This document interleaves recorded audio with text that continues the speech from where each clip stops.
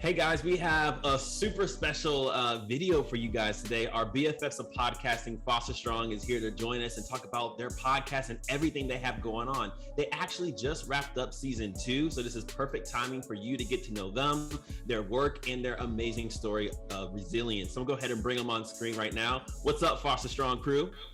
Hey. What's going on, everyone? Good to see you guys. I've always guys heard your voices, but now I get to see the faces. So now I get to be a part of the show in some kind of way as an avid listener. I've been listening to you guys. I binged season 1. I've been following you guys every single episode on season 2. We're going to dive into all the great things you guys have. But one thing I wanted to ask, since this is the sign of the times here, is how are you guys doing really? Because the last 2 years has been tumultuous. To say the least. So it's like, how are you guys doing your own lives individually? Lena, I'll kick it off with you. Yeah, I mean, life is chaos. That's for sure. Work is brutally busy right now. It isn't always brutally busy, but right now there's a lot of legislative things going on and reconciliation. And so I work for the House of Representatives, for folks who don't know that already. But, so we just have a lot of things on the legislative calendar, and it's been really busy. But I've been keeping myself busy socially as well with my quorum crew, and because we're kind of at that point now where we kind of have to have a quorum crew again. We're with the Delta variant and everything. So yeah. So what about you, Carrie? As we've been on our toes, how are you tight-roping life right now? Tight-roping is the perfect way to describe it. I think I'll start to use that as my answer when people say, "How are you?" Really just trying to keep my balance and not doing a wonderful job of it, but very grateful for things like therapy and face masks and, if we're being completely honest, wine to keep me sane these days. Adrian, is that a part of your coping skills the last 2 years? Wine or no comment on the alcohol consumption. But I will say one of our co-hosts, Nate, said a great comment earlier in one of our calls when he said "adapt or die." And he said. You said I'm not being that dramatic, but I think that kind of fits in quarantine. I think that you're literally are adapting, or maybe not a physical death, but just dying from just the lack of social interaction, the lack of not going to the office, the lack of not doing some of the normal things you haven't been able to do for the last couple of years. So I think I'm adapting / adjusting still, and then also some days where I am just in the pits and having to accept that I'm in the pits. This pandemic has opened up a lot, both internally and externally, as a person, and in some of the work that we do. And I hope that those within the sound of our voices can kind of do some self-reflections on everything that they're going through as well. Yeah, Adrian, you're absolutely right. I think this pandemic really exposed a lot of systems that we have globally and even in the US. And it's like, whoa, we weren't really doing a great job at this anyway. And this pandemic comes along and really shows face and shows that we have some major water damage in the system and we need some plumbers to come and gut things out the way. One of the systems that we have all worked in is this child welfare, foster care, adoption kind of world. I'm brand new to this world. Working with the Institute for Family, got brought on in October. It was my pandemic job. Completely opened my eyes to this kind of world that was always a subgroup for me, I regrettably have to say. But then I found your guys' podcast, and I just been listening to all these stories and all these individuals, and I really start to put faces with the experience. And now I don't see the stat sheets, but I actually see the stories. And it's because of your guys' podcast that really kind of opened my eyes to it. But I feel like FosterStrong might be more than just a podcast. So Carrie, I'm gonna kick it over to you. What is FosterStrong? Yeah, well, thank you for listening. It's really encouraging to hear how the podcast and the work that we're doing is impacting people and changing the way that they look at the child welfare system and foster care. And hopefully we are humanizing it. That is part of our mission, and our goal is that we're creating a normal discussion about foster care. And for too long, those of us who have experienced foster care have been stigmatized. We've been marginalized. We have been really put into a group where people label us as bad, or they just have all of these preconceived notions of who we are. And so what FosterStrong is doing is diving into storytelling on all realms. We have our podcast, we have short form videos, we have teammates who personally in their own time are out there on the ground telling people that they were in foster care without shame, without embarrassment, just telling it as it is, with the hope that we can encourage young people who are going through the system that they don't have anything to be ashamed of. It's not their fault that they're in foster care. And also encouraging anyone who once was in the system that together, if we all are telling our stories and opening up about these things and being vulnerable, that we're just having a normal conversation about what family has looked like for us and how we're able to redefine family and create our own family. And so, we're really excited to have platforms to do that and hope that we're not only reaching young people who are in the system, but that we're also speaking to parents who may be considering fostering or adopting, that we're speaking to professionals, our social workers, caseworkers, our lobbyists out there, all of those people who are working on behalf of kids to better understand what we need, what we want, who we want to be perceived as, and that we really can tell our own stories. It's just a matter of having the platform and having the volume turned up.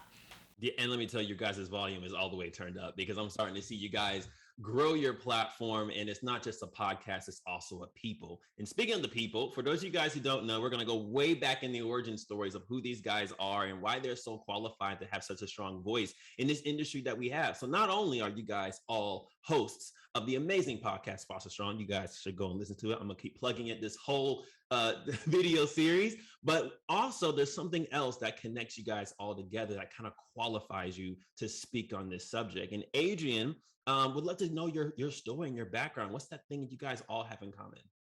I think we all have a shared experience in child welfare in some form or fashion, but I also think that what we also collectively share is our ability to tell our story in our authentic way. So Carrie did great job of talking about how we're sharing our stories, but we share in an authentic way, and that's, to me, it's not typecasted. So what I've talked about a lot from my child welfare experience, and for example, I grew up in the child welfare system in the state of Georgia, and then again in the state of Ohio before aging out, is that traditionally, for most people who aren't in this arena or in this field, think of foster care as those kids over there, those kids down there, those kids that we see on Law and Order, that typecasted image of foster care. And so what we all have in common is that we are all successfully coping, which is what I like to say, through this challenge of life, and talking about our stories from a place of strength and not a place of weakness. It doesn't mean that we don't talk about the challenges, doesn't mean we don't talk about our experiences with strategic sharing. It just means that we all have the ability to say, this is who we are, this is where we come from, but that's not the only thing that defines us. Absolutely. And I just also want to know too, like, what has sharing your story on this platform at this level really done for you guys each individually? Lino, I'm gonna pass it to you for you sharing your story on this podcast and hearing other people's story. What has that done for you personally? Well, personally, I would say that first off, it started in the middle of a pandemic. So this is one of the most accessible ways that we have to connect to other people is just, open up a phone, press play kind of a thing. And it's just so quick, it's so easy, and it's so personal. And I think that's really what we hark on is the authenticity of the connection that we build with you in real time, in the kind of call and response kind of mental exercise that is happening, that is a podcast kind of a thing. And it's not this kind of super intensely thought out, but it's raw. And I think that's what we really got going for us is that raw authenticity of this is who we are and this is how we live our lives. Right. And for those of you guys who don't know, the team is way larger than the people we have on this screen right here. You guys have people located all over the United States with all different types of stories and backgrounds. And I love the authenticity of what you guys speak. But it begs me to wonder, since your guys' team is just grown, how did you guys all get connected? And what was the moment where you guys were all like, we should do a podcast? Carrie, how did that come together? Oh, we have an interesting origin story. Really, it starts with the hilarious family comedy called Instant Family. If anyone hasn't seen it, you can watch it on Amazon Prime. And all of our team, I think, would 10 out of 10 recommend that movie. It's got Mark Wahlberg, Octavia Spencer, Rose Byrne. And that movie is about a couple who wants to foster and adopt. And it really shows their journey and really highlights the love that comes out of that, but also some of the struggles, but does it in such a way that doesn't further stigmatize kids who are in foster care. So when that movie came out, the director and screenwriter, Sean Anders, it was based on his life and him and his wife's experience fostering and adopting. They started touring the country. And as they were touring the country, sort of met all of us along the way, got connected with all of our team along the way. And we're experiencing two sorts of things. On one end, they would meet people like us who would walk up and say, "Hey, Sean, I was in foster care. Thanks for making this movie. Here's what I'm doing now." And, kind of wearing our foster care badges right on our sleeves. There were other people he was meeting who were saying, "I'm really embarrassed to say I was in foster care, but I was." And he just thought, that is such a issue, because these people, it was not their fault. They're so resilient. They have so much strength, and their stories really, really need to be told in a way where everyone starts to feel comfortable having conversations about this. But respectfully, he recognized he couldn't do it. He wasn't in foster care. Neither was our other co-founder, Allison Maxon. And so they identified our team and approached us all and said, "Hey, we think there needs to be an organization that works on changing the narrative in foster care through storytelling, and we think you all are the people to do it." So they really planted the seeds and brought all of our team members together, and we started this crazy journey, and we're just building the plane as it flies. Yeah. So you guys didn't know each other before the podcast started? Sort of, Well, we knew of each other, Yeah. but not in this intimate way that we know each other now. And I think one of the great things about our podcast is not only are we building a relationship with each other because we are located all across the country, we're also building a relationship with our listeners. And so the insight is basically like bringing the listener into our living room or onto our deck or wherever may be in terms of where they go for their safe space just to hang out. We bring them along that journey. And so our podcast, they do tackle serious subjects, but if you listen to the episode, you'll notice that it's basically relationship building, and we're laughing and we're talking, we're making fun of our situations, or we're getting very serious, or we get very emotional about it because that's what's bringing us together collectively as a group and with our building a relationship with our audience. I love that. I love that. Like you guys are, I see you guys are just such front runners in short storytelling and sharing and bringing those lived experience voices to the top so that people can tell their own stories and we can be like, wow, stories change systems. And that is exactly what you guys are doing. And I love that. And I also want to say congratulations on wrapping up season 2 of FosterStrong podcast. I think at this point I have memorized you guys' opening lines. FosterStrong podcast. I've been an avid listener and I absolutely love it. But for those of you guys who don't know, the last episode of season 2 is live now, so you can hear the reflections and their takeaways and their points of impact throughout the second season. But I do want to say just real quick, Lino, what was one of your biggest takeaways from this second season, and how does it differ from the first? The second season, I would say everybody's character is kind of established. By that I mean, one, we all know each other a little bit better, and we all have our quirks, and we kind of lean into them with confidence. And I just remember how we would start over and start over and start over. And I mean, one of the first things I say in that episode is I have a lot of words. And that's just, first off, that's just me in general. I have a lot of words. And it's been a growth process for me as well. And so I've seen the changes and that I've made, but I also recognize that, now we all feed into each other's strengths, and we riff off of each other's strengths, and it starts to like mesh together, and it's just like the flow of things is more natural, basically. Absolutely, the synergy is there. Adrian, what has been one of your favorite conversations throughout this past season? Uh, there are so many. A couple things I just want to go back real quick. Lino makes a very, very great point. I remember to the early days of us just setting up the equipment to record an episode and getting the audio. There are so many behind the scenes like bloopers and starts and stops that really kind of epitomizes the relationship that we've built as co-host on the show, which the audience doesn't get to see. But again, I think that speaks to again our shared experience and our ability to tap into our strengths and our assets, and then also a little bit of self-deprecation to laugh at ourselves and not take ourselves too seriously, especially in this field of serious work. One of the favorite conversations that I remember, particularly from this season, is a conversation that I co-hosted with Candy and Ivy Marie earlier this season, just about what's going on in the world today, and just hearing their raw emotional thoughts from their lens as women of color, and me just stepping back and just sort of literally muting myself and letting them to just have this very open, honest dialogue. And so I think that's probably one of the highlights. Also, I think it was this season there was a an episode that Lino did with his sister that's extremely powerful. I think that's right. Yeah.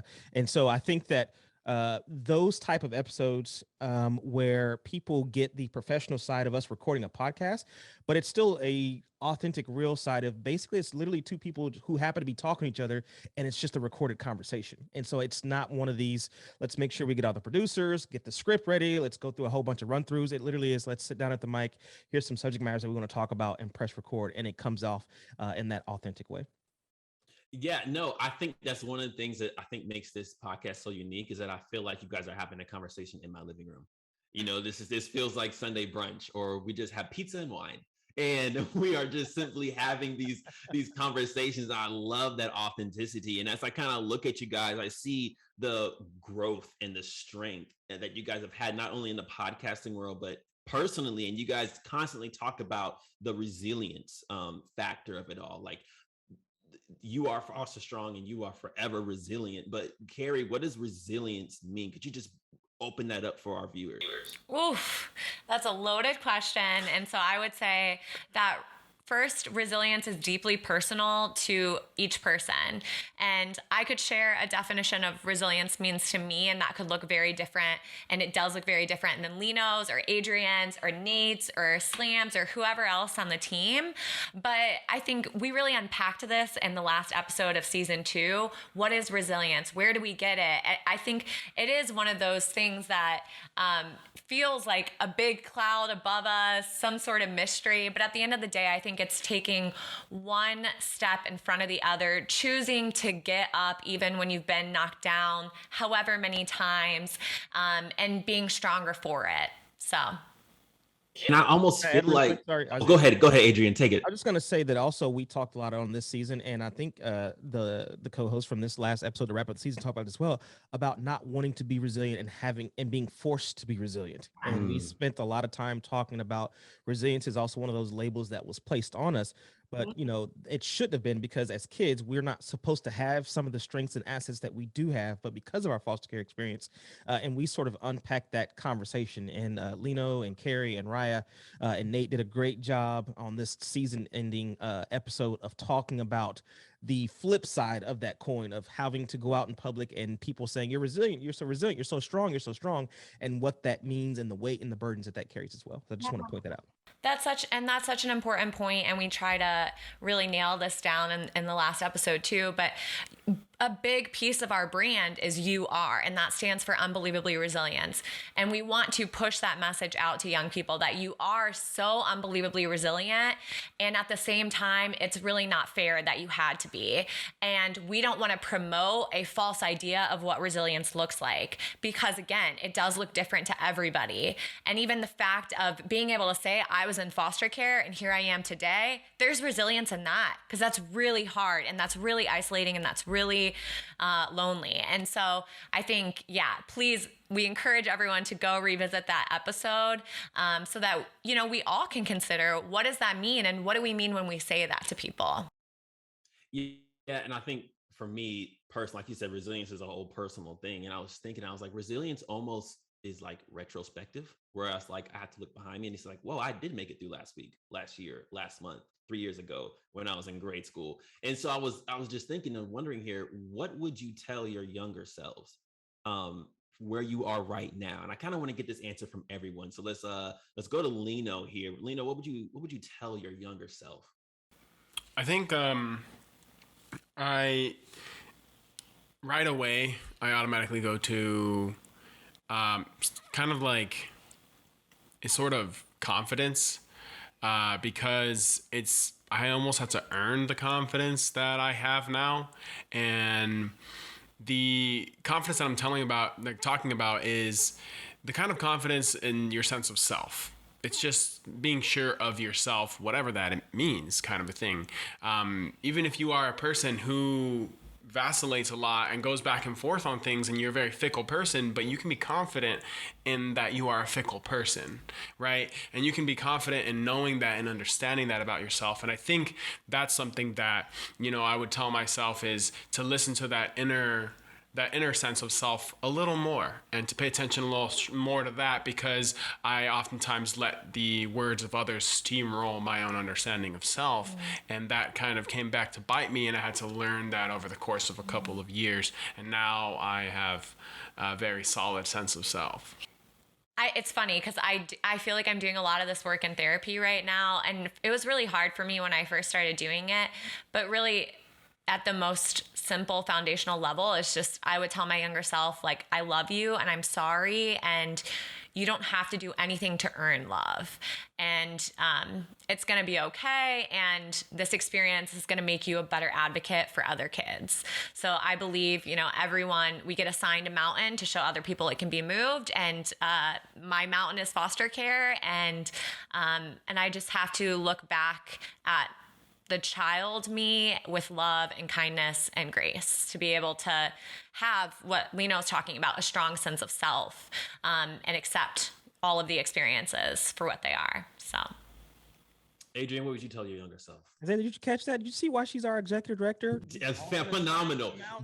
We've been assigned a mountain so we can show others how to make it move. Boom, mic drop, we're done. Ours. Effortless. I think one of the things I would tell my younger self is it's okay to have your vulnerability, to share your vulnerability and your openness and your emotions. Because I think when I was younger, especially being a young African-American male, that is not talked about. That is not okay. And I was often labeled, ridiculed, and teased for being so emotional or being so vulnerable or talking about mental health at that age. And now we live in a society where we're talking about it all the time. And we're talking about we should be more open to talking about some of these things. So I would tell my younger self that it was okay back then and to not shelter yourself or feel like you were doing something wrong for expressing yourself or expressing what you want out of this world and what you expressed, what you wanted from others in terms of when it comes to their love, care, and support. And I think that's what I would tell my younger self. Wow. I'm going to go off script a little bit here. What would you guys tell your future selves? I love questions. I have a lot of words. I'm going to take the first stab at this one as well. Because being put on the spot, I think it's a challenge. I also think it's a testament to vulnerability as well, to just be like, you know what, I'm just going to go for it. And I have no idea where my mind's about to take me. So ready. Welcome to the journey. This is what the podcast is like. I'd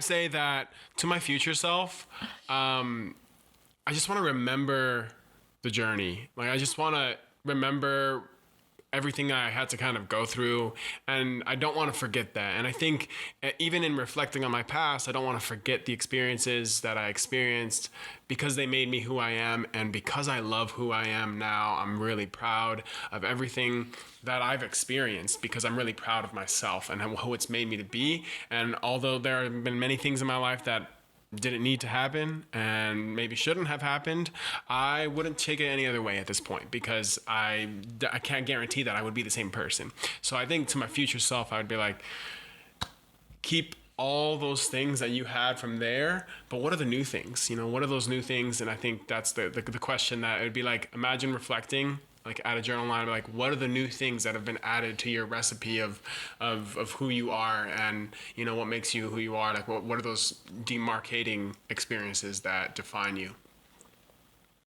Amazing. Carrie or Adrian, what kind of note of encouragement or, you know, note of appreciation would you give to your future selves? Okay, you have another mountain quote or something in you? I mean, no, not another mountain quote, but I think it is very similar to, you know, what I would tell my younger self. I'm still doing a lot of healing work. And so what I would tell my future self is the same. You don't have to earn love. Slow down, be present, have grace on yourself. I think that will forever be my work, and something that I'm going to have to try really hard to remember moving forward. And this moment, in the past, all of it. So no more mountain quotes. I would say that my future self, Adrian, continue to hope, dream, and cope. Because I think that to both Carrie and Leno's point, one of my greatest fears, a transparent moment here, is that I have a genuine fear of developing some type of dementia or Alzheimer's, and forgetting all the things that I've experienced. That is my greatest fear, that I don't want to forget, like Leno said, I don't want to forget the journey. And that journey includes everything from birth until now. I don't want to be in my old age, in my vacation home somewhere on an island, sipping wine, as Carrie talked about, and having forgot all that I've done, all that I've been through, and all I had set out to accomplish was, you know, while I'm watching the ocean and the sunset. So that is my hope to my future self, is to continue to hope, continue to dream, and continue to cope. Wow, you got FosterStrong is just full of quotes. Like I just want to like take all your quotes and like put them on a t-shirt, hang it up on my wall. Hope, dream, and cope is amazing, Adrian. In one of my favorite episodes this season with Josh Johns, you all talked about finding romance after care. And I think this is such a great conversation for those who grew up foster strong.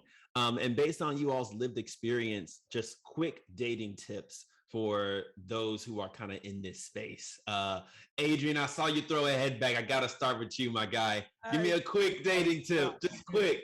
The quick dating tip is be present, and give yourself some grace. I think and the reason why I threw my head back and laughed is because I remember when we were discussing this on an episode, a couple episodes, dating in foster care or having some sort of foster care experience is extremely difficult, because, you know, we always talk about luggage and trash bags, and we bring a lot to the table, and there's a lot of emotions that come that the partner may not be privy to all up front, or may not be exposed to all up front, and that we have to cope with ourselves, and recognizing how do we build a strong foundational friendship and relationship that doesn't get derailed by some of the things that we've been through. So my biggest thing is just to be present first. You know, that's the first step. Build it step by step, brick by brick. Being present. Carrie and Leno, dating tips. Yeah, I would say I'm going to reverse engineer some advice that is very popular in the Midwest. Adrian, I think you can agree with me that you hear this a lot growing up in the Midwest, to be with someone who comes from a good family. Oh, God, yes. Imagine hearing that one. If you were in foster care, we love our family. I don't know if we can say we came from a good family all the time. And so that can be really daunting when you're constantly hearing, just find someone who comes from a good family. Well, what does that mean of me? And what does that mean of people who are in foster care? And so I would say throw that advice in the trash.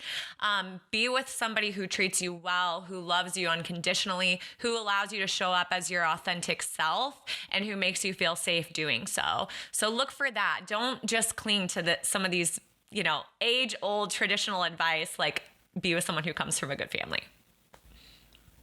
Yeah. I'd say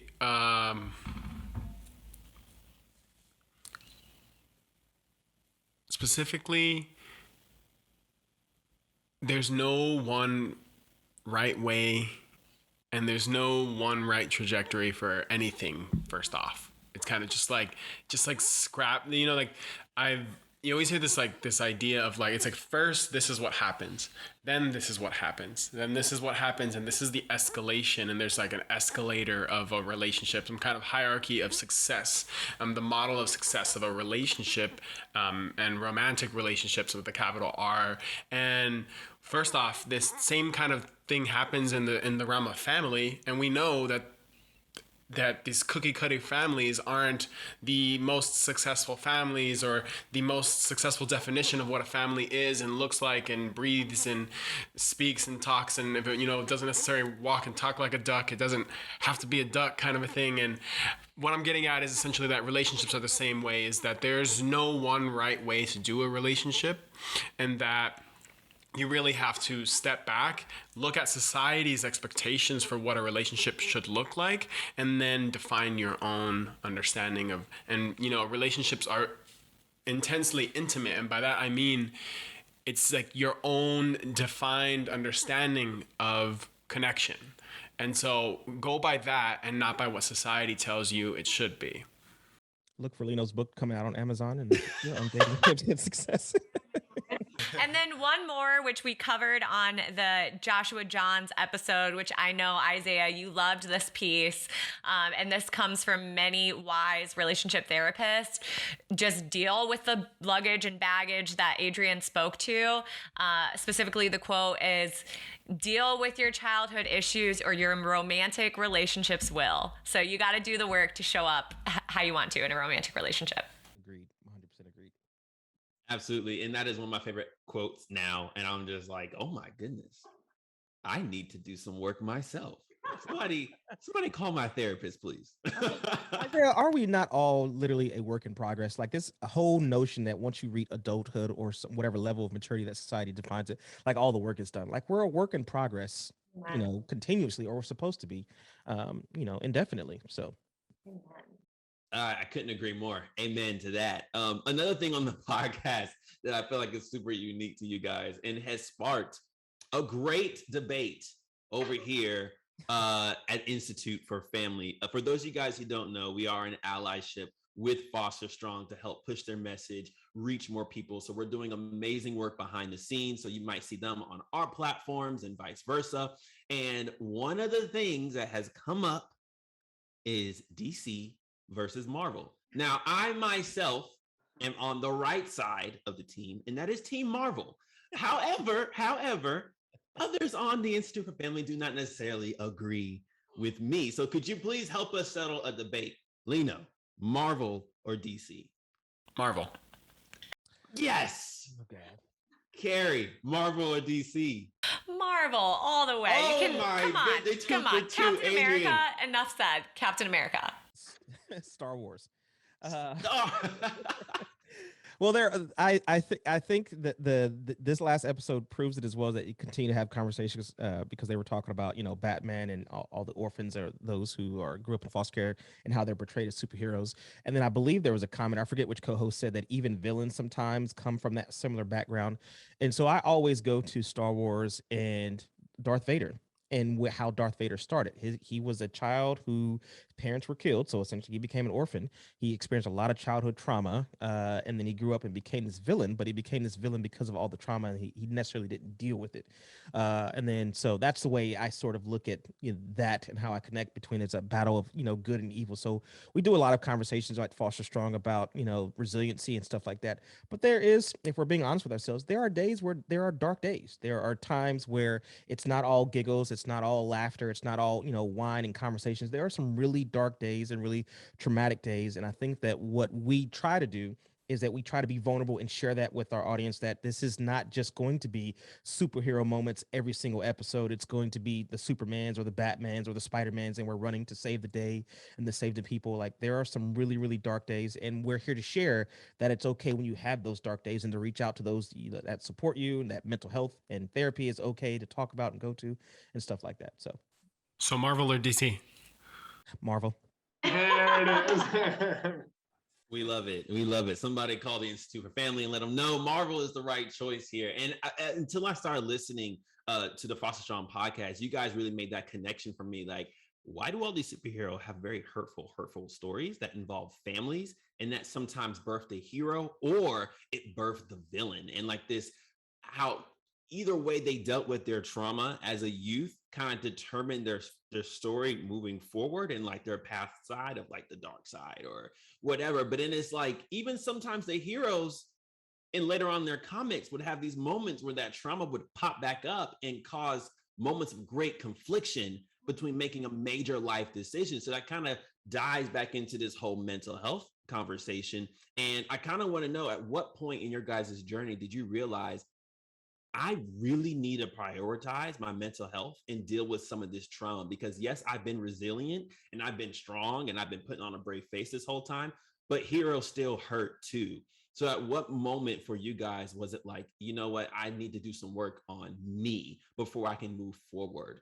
Adrian, I'll kick it off with you. Because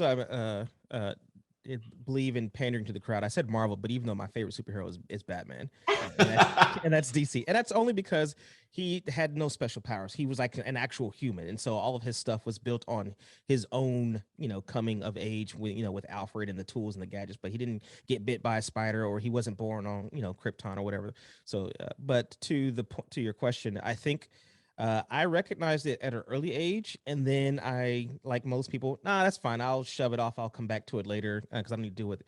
And then as life continued to happen, and I started recognizing consistent themes, like it's not always them or it's not always that. That's the issue. There are some underlying, deep-rooted, seated stuff that you say you've addressed, but you really haven't, and that it's okay to go seek someone who's had not only educational experience but professional experience that says, actually, Adrian, let's talk this out as to the why, because all times we talk about the how and the what's, but we never talk about the why, and then we never talk about how do we get past the why, and then more importantly, coping, because we throw a lot of terms out there like healing. You're going to heal from that, and I have always subscribed to the belief. I don't know if you truly ever heal for something, and I think time helps it, but I think coping, at least for me, in my personal opinion, coping is better because it's saying to me that there are going to be moments where you may be triggered or this may come up, but at least you have some coping skills to help you deal with that. And one of the quick example is not anytime, excuse me. There are times where I get emotional or choked up just from watching families. And it's not intentional or it's not on purpose, where you could see something or you could see a family or a mom or a dad with their kids where you're like, damn, I didn't get that.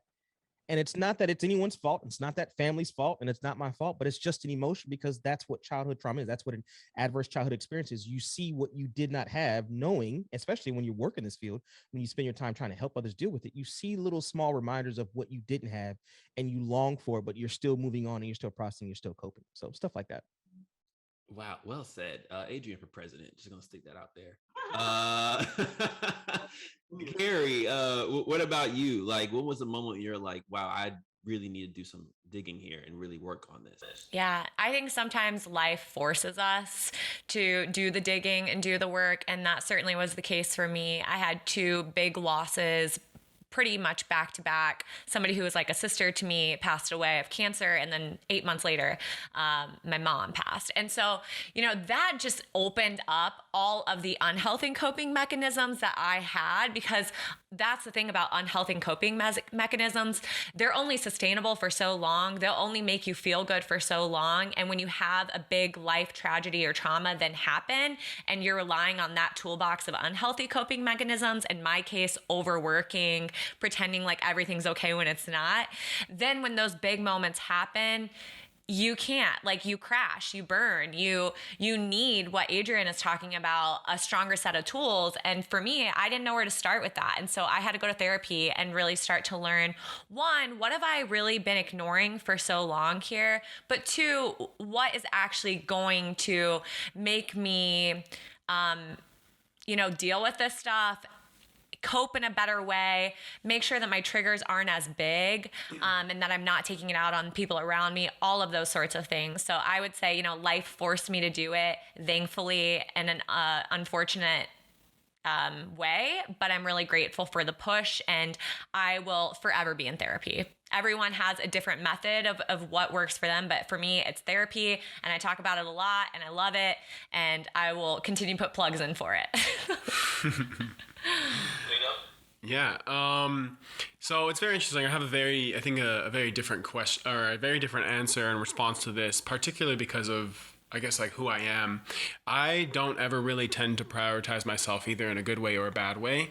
And so for me, prioritizing myself and figuring out how I needed to do work was I figured out how to frame my liberation and its connection to others.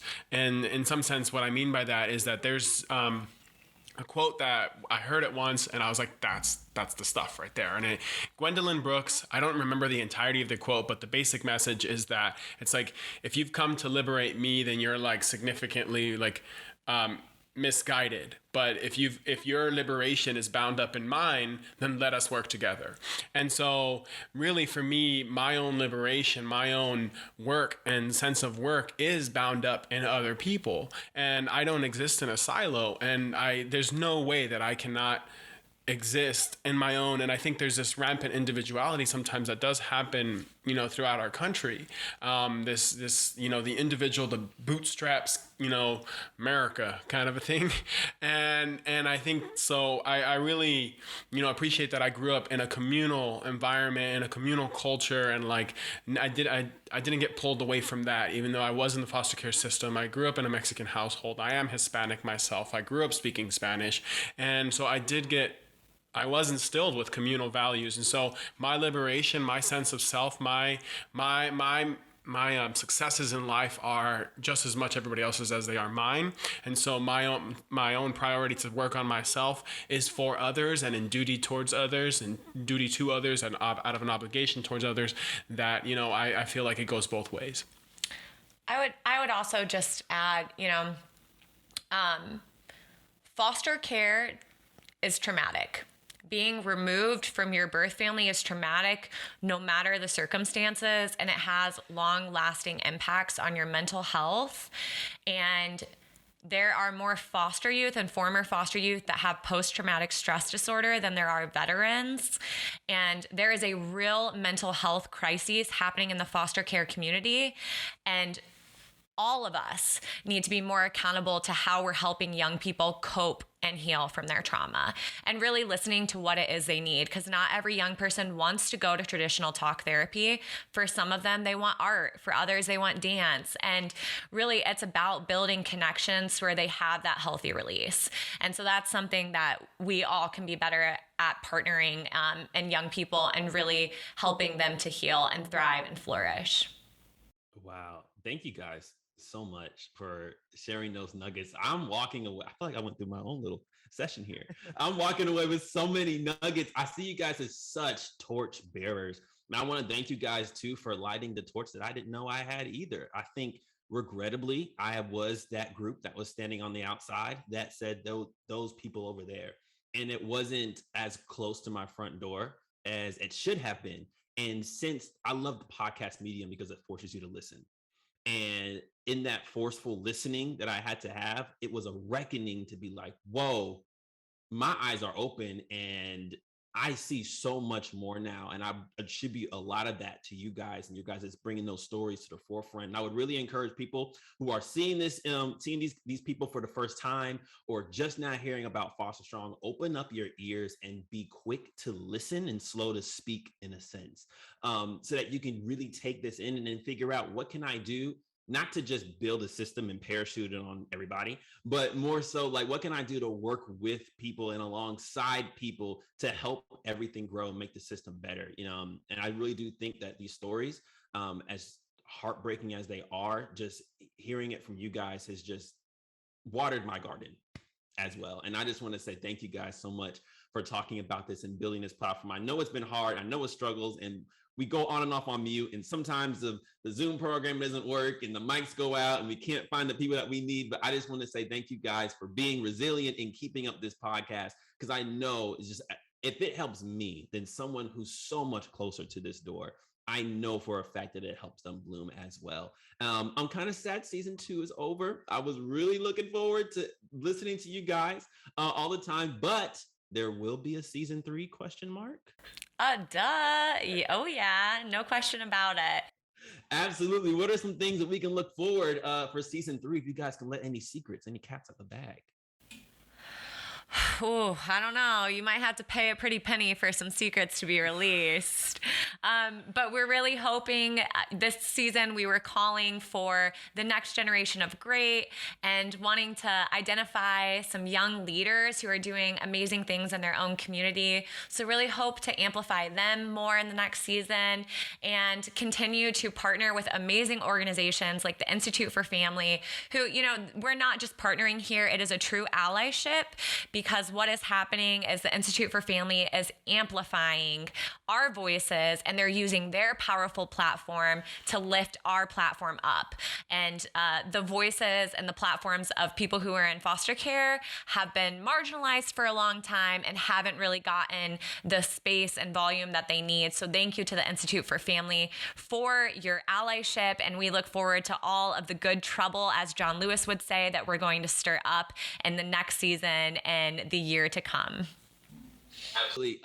There's still 2 seasons with a lot of episodes packed into it, so you guys go back and binge them. But Carrie, I'll end it with you. How can we listen to everything FosterStrong?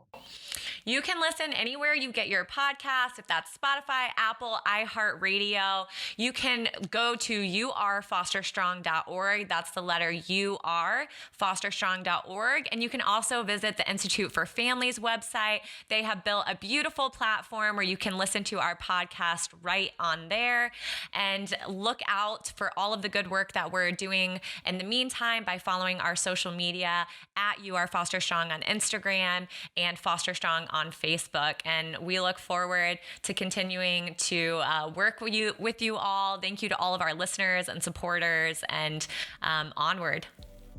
We will continue to go onward. Thank you guys so much. Carrie, Lino, Adrian, for hopping on call with me here and putting this together. Everybody, please go listen to FosterStrong, and we will see you guys in season 3. Yeah. Thanks, Isaiah. See you guys.